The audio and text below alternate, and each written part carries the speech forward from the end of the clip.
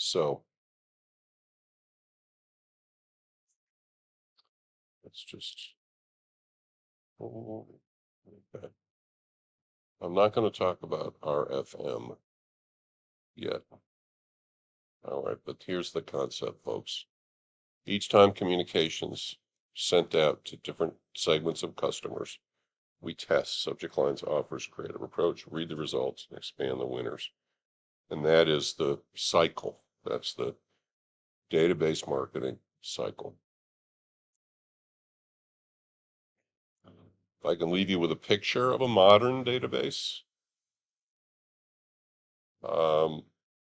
it's like a heart. A heart, the blood goes in, oxygen is added to it, it's pumped out, and it's always pumping. So a modern database has information going into it from the transactional database, for instance, and it's the marketer is analyzing, segmenting customers, getting smarter about what each customer wants, how to please each customer, and then sending out offers, communication to segments, to individual customers, with the objective of making them better customers. So it's like a living thing. So if you think back now to the cuneiform and the quipus and the paper and ink. Yes, that's stored information, but the modern database and the computer not only stores information, but it uses information to get smarter. And that starts to get us into the field of AI, or artificial intelligence, where the machines learn, get smarter, very smarter. Okay. And the overall objective of good direct marketing, good database marketing, is to build a stronger relationship with the customer, to know her needs and wants and meet them. The old corner grocer, like as we see here, knows that little Jimmy likes butterscotch and has it ready to hand him. Knows that Jimmy's mom likes a certain cut of meat on Tuesdays. Knows that her best friend is expecting a baby. Dot dot dot dot dot dot. This person knew his customers. They're all from the neighborhood. He doesn't have, a billion customers or 2 billion like Facebook.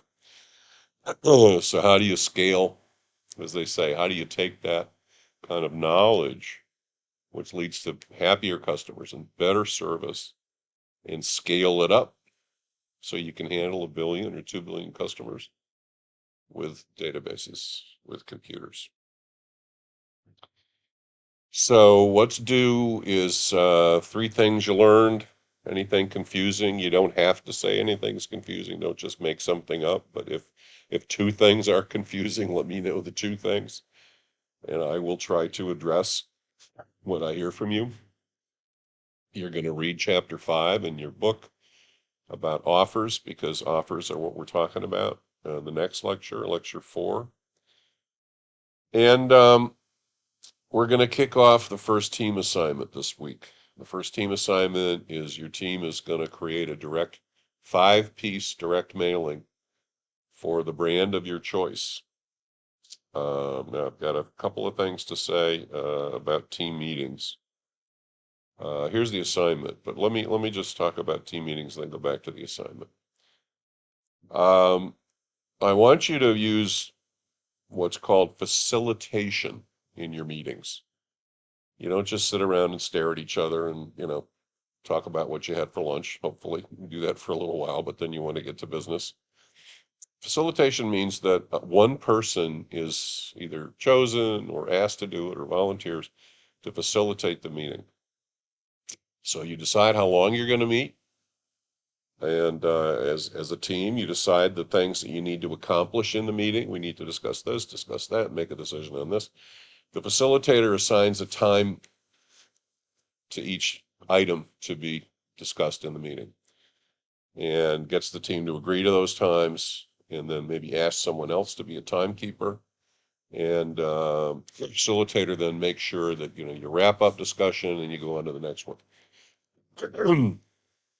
You may have to stop discussion, in the middle of something, but just say, look, we're not going to be able to get to these three things if we keep going here. Do we want to keep going, or can we just table this for now and go on to the next thing? That's the kind of thing the facilitator does. And then probably most importantly, the facilitator gets everyone on the team in the meeting to contribute.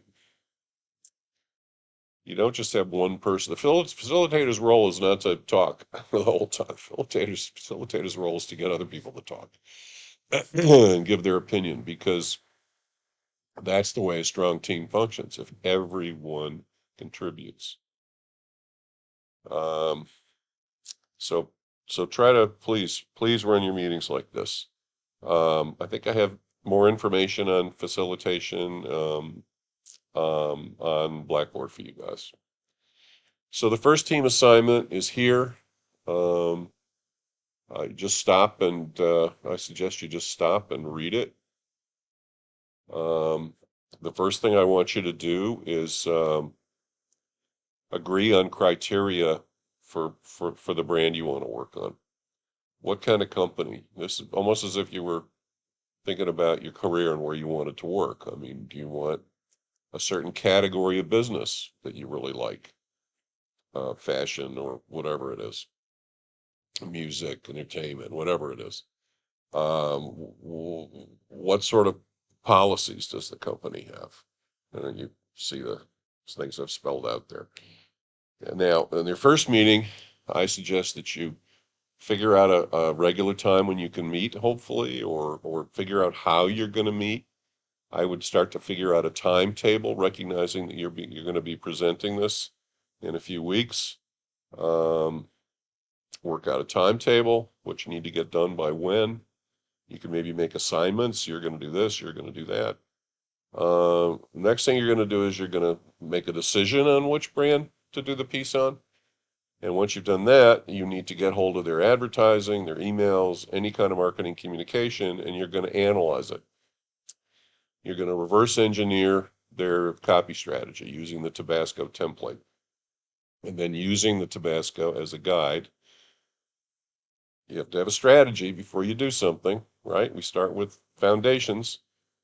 You're going to design your classic direct mail piece for the target and to get people 4 steps down the purchase funnel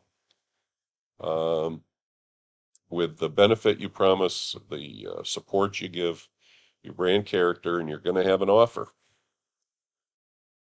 Okay. You're going to record your submission. You're going to do a 15-minute recorded presentation, which you're going to submit on Blackboard. And there's the agenda for the presentation. You can see it right here. So that's the story, Morning Glory. Let me see if I can stop this gosh darn thing. I seem to have somehow picked this bloody thing up, which I don't want. I don't know how the hell I get out of it now. How do I get out of it?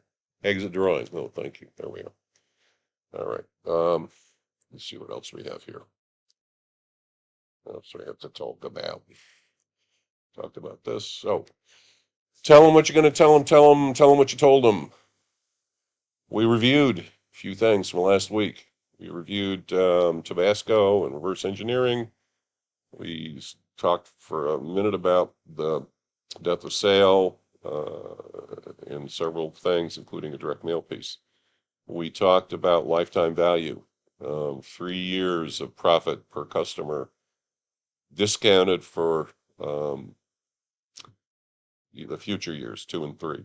Talked about net present value quite a bit. Hopefully some of that clicked for you, I hope. Our main topic was databases, and we looked at the history.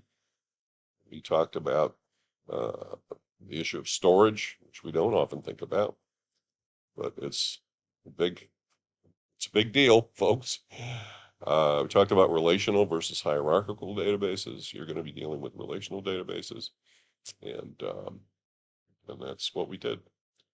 So over and out. Let me find my cursor. There we go.